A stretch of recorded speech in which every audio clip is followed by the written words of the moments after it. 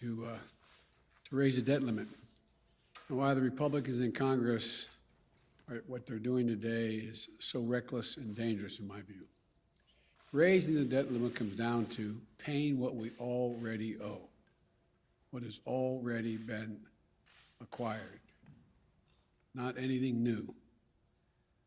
It starts with a simple truth. The United States is a nation that pays its bills and always has. From its inception, we have never defaulted. What we pay for, so it keeps us a great nation. Social Security benefits for seniors, salaries for brave service members, and benefits for veterans, and other financial obligations for our people and for our nation. We're able to meet these obligations based on the revenue we receive from taxes and based on our ability to borrow when needed. And in that case, we're able to borrow because we always pay our debt. We always paid what we owe. We've never failed. That's America. That's who we are. That's what it's called for. It's called full faith and credit of the United States. It's rock solid. It's the best in the world. But here's the deal.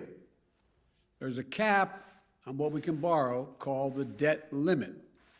And only Congress can raise or lower that debt limit. So let me be really clear. This is really important to know.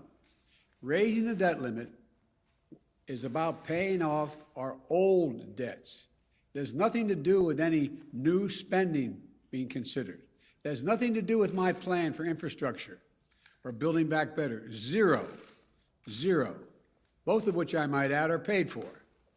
So if we're going to make good on what's already been approved by previous Congresses and previous presidents and parties, we have to pay for it. Social Security benefits, the American people are promised, salaries for servicemen and women, benefits for veterans. We're going to have to raise the debt limit if we're going to meet those obligations. And raising the debt limit is usually a bipartisan undertaking, and it should be. That's what is not happening today.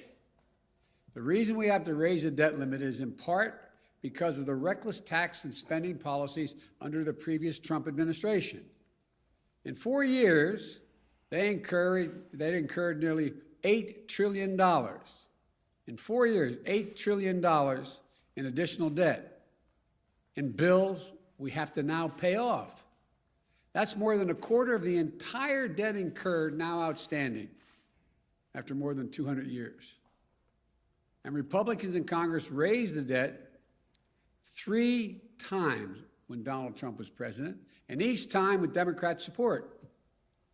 But now they won't raise it, even though they're responsible for more than $8 trillion in bills incurred in 4 years under the previous administration. That's what we'd be paying off. They won't raise it, even though defaulting on the debt would lead to a self-inflicted wound that takes our economy over a cliff and risks jobs and retirement savings, Social Security benefits, salaries for service members, benefits for veterans, and so much more. A failure to raise the debt limit will call into question Congress's willingness to meet our obligations that we've already incurred. Not new ones, we've already incurred. This is going to undermine the safety of U.S. Treasury securities, and it will threaten the reserve status of the dollar as the world's currency that the world relies on. American credit rating will be downgraded. Interest rates will rise for mortgages, auto loans, credit cards, borrowing. Folks, watching at home, you should know this is the Republican position. Here's it is. They won't vote to raise the debt limit to cover their own spending. Democrats voted with them to cover that spending last 4 years, the previous 4 years. They say Democrats should do it alone. But then they're threatening to use a procedural power called the filibuster, meaning that we'd have to get 60 votes, not 50 votes, to increase the debt limit.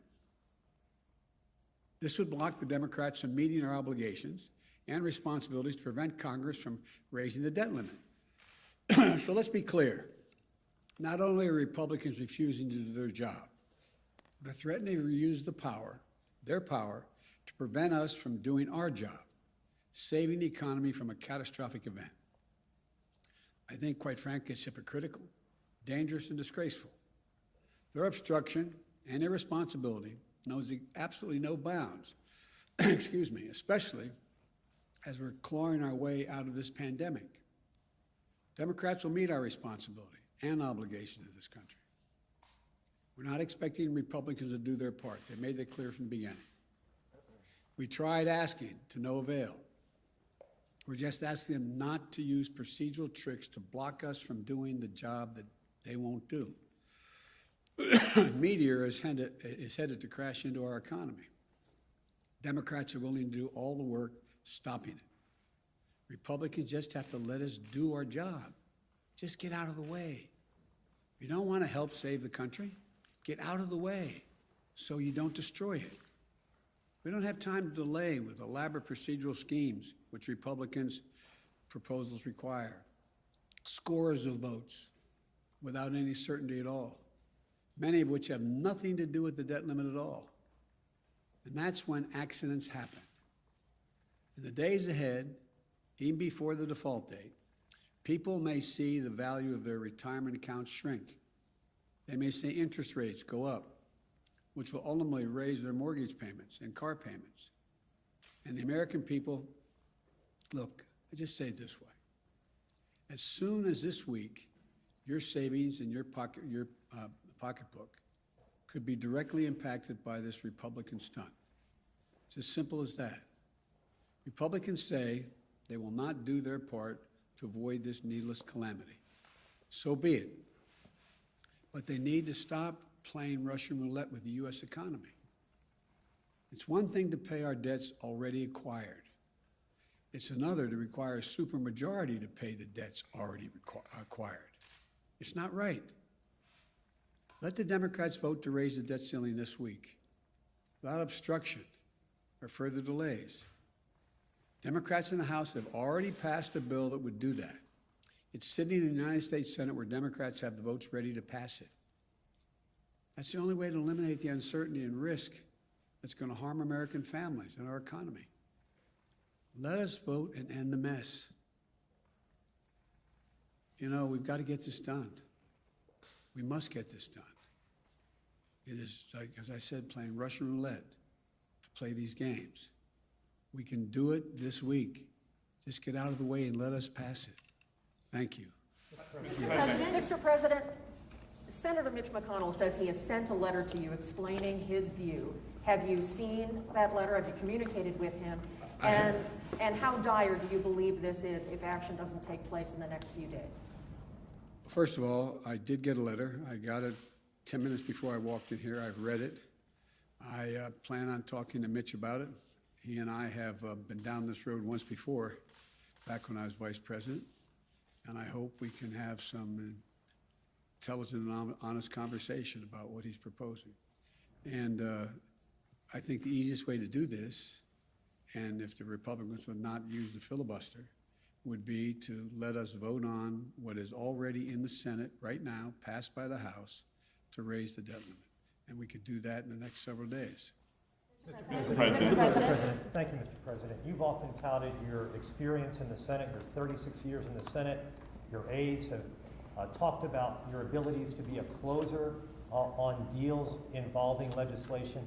Why were you unable, Mr. President, to close the deal with members of your own party on key parts of your legislative agenda last week? Thank you. I've been able to close a deal on 99% of my party. Two people. That's still underway. I don't think there's been a president who's been able to close deals that's been in a position where he has only 50 votes in the Senate and a bare majority in the House. This is a process. This is a process. We'll get it done. It sounds like you're putting the blame squarely on 2 U.S. senators for your inability to close that deal, Senator Sinema and Senator Manchin. Am I incorrect? Is that who the blame lies with? Look, I need 50 votes in the Senate. I have 48. Mr. President, Leader Schumer has vowed not to raise the debt ceiling through the reconciliation process. So ultimately, it puts Say that again, I'm sorry. Leader Schumer has said he won't raise the debt ceiling through the reconciliation process. So ultimately, if push comes to shove and Senator McConnell does not change his position, what is more important, that position that Senator Schumer has or raising the debt ceiling? And then I also have a question for you on Ethiopia. I'm going to answer one. I'm not going to answer Ethiopia. Let's stick on the debt so we don't confuse the American people. Number one, the issue of reconciliation, which is like code to the American people. What's reconciliation? There is a process that I understand the Republican leader is willing to initiate, go through, that would require literally up to hundreds of votes. It's unlimited number of votes having nothing directly to do with the debt limit. Could be everything from Ethiopia to anything else that has nothing to do with the debt limit. And it's fraught with all kinds of potential danger for miscalculation. And it would have to happen twice. So you could literally have several hundred votes over the next number of days. Everything else would come to a standstill, but you still find yourself in a situation where at the end of the day, we may have passed something that in fact then has to be undone again by either Democrats or Republicans. It's an incredibly complicated, cumbersome process when there's a very simple process sitting out there. Sitting at the desk in the United States Senate is a bill passed by the House saying, we Democrats will raise the debt limit, take responsibility for raising, even though we didn't, some voted to acquire the debt as well. We'll go ahead and do that. That's the way to proceed. But if it comes down to reconciliation or raising the debt ceiling, which position would you take? I'm not going to cross that bridge till we have to get there. Address the allegations of genocide and why you haven't yet imposed those sanctions that you authorized 2 weeks ago, sir? Speak to that later. Regarding your Build Back Better agenda, we know the top line figure from Senator Manchin is 1.5 trillion. Senator Kirsten Sinema has yet to really give that number of where she's willing to go, how high she's willing to go, but she says she's negotiating good faith with the White House. What is her figure? I'll let her tell you that. I don't want it. We're in negotiations. Is it between 1.5 and 3.5? Is it higher at least than the 1.5? I'm not going to negotiate in public. Mr. President, Mr. President. Mr. President, how is what the Republicans are doing now any different from when you opposed raising the debt limit as a senator during the Bush years? Because we weren't calling for filibuster. We did not requiring 60 votes, and it was a straight up and down vote. Mr. President, Mr. President, you're talking about how you have 48 Democratic votes right now. The other two have been pressured over the weekend by activists. Joe Manchin had people on kayaks show up to his boat to yell at him. Senator Sinema last night was chased into a restroom. Do you think that those tactics are crossing a line? I don't think they're appropriate tactics, but it happens to everybody. From the only people it doesn't happen to are people who have Secret Service standing around them. It's part of the process. Yes, sir. Just really quickly, a lot of people have been trying to attach immigration. Mr. President, I know you don't want to comment on other senators' positions in the negotiations, but what do you think the size of the reconciliation package should be? What specific dollar figure? Well, I laid out what I thought it should be. It's not going to be that. It's going to be less. I mean, look, the legislation, both the Build Back Better piece as well as the infrastructure piece, are things that I wrote. These didn't come from, God love him, Bernie Sanders or AOC or anybody else. I wrote them. I disagreed with Medicare for All, for example. I disagreed, but I laid out what I thought would be important. For example, I think in the Build Back Better program, it's required that we, in fact, have the best education available to us. And I'll be speaking to this in detail tomorrow. But look, here's the situation. How can we, in an ever-competitive world, increasingly competitive world, how can we not meet the educational standards of at least other countries are working toward? Nobody is reducing the number of years they want their children to go to school or people to go to school. You've heard me say it before, as my wife says, If we don't, if any country out-educates us, they're going to out-compete us. Look what China's doing. Look what the rest of the world is doing. They're investing. They're also investing in things that relate to ability for people to go to work and stay at work. We have several million women who can't go back to work because they don't have any way to take care of their children. So to give a tax cut to a working mom to be able to afford daycare, is that bad? Is that a bad idea? I think it's a darn good idea. We'll get people back to work. So there's a lot of things in the legislation I'm going to be talking about across the country that I think the American people overwhelmingly support. But the idea that somehow this is somebody else's legislation, this is what I wrote. Sir, would you accept a $2 trillion, say a $2 trillion reconciliation bill? Would that be acceptable to you? Again, as you know, it's not a smart thing to negotiate with yourself in public. Let's see, we're in the process of continuing to talk to all the parties and see what we can get done. Thank you so much, Mr. President. Two questions. First, you said there was progress in the negotiation, but today you said you only have 48 votes. So what is this progress? And another question on the part, an international news that was big yesterday about the Pandora Papers. Do you have any reaction? You put fight against corruption as the core I'm sorry, I didn't get the last Pandora one. Papers. The Pandora Papers. You said that you put fight against corruption in the core of your national security policy. So, what is your reaction, and do you plan to do anything about it? We're looking at that right now. The first part of your question was what? Was about progress. What does progress look like for you in the negotiations? Winning. That's the progress. Last question. The height amendment. I just want to be very clear. Can you guarantee that the U.S. will not breach the debt ceiling, that will not happen? No, I can't. That's up to Mitch McConnell. So it is possible that the U.S. will not pay its debts. That is possible. I can't believe that will be the end result because the consequence is so dire. I don't believe that. But can I guarantee it? If I could, I would, but I can't. Thank you all very much. Appreciate it.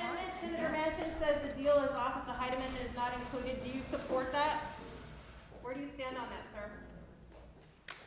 Okay. Thank you, everyone. No, you're fine. No worries.